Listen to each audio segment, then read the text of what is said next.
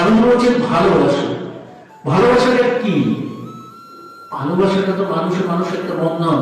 সে বন্ধনটা কি? সে বন্ধনের স্বাদ যদি কোনো মানুষ অনুভব করতে পারে, এর মতো আনন্দ পৃথিবীতে কিন্তু আর কিছুতে নেই।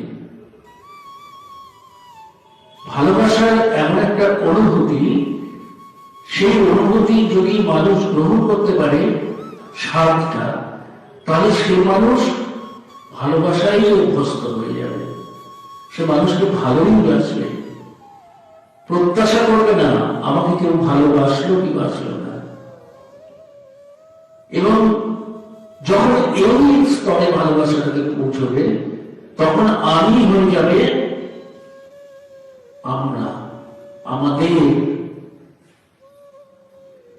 ভালোবাসার স্তর যখন এই জায়গায় পৌঁছবে, তখন আমাদের, আমি বৃহৎ জগতে সকলকে আমি যখন ভালোবাসতে পারছি, তখন আমার ভালোবাসা সার্থক।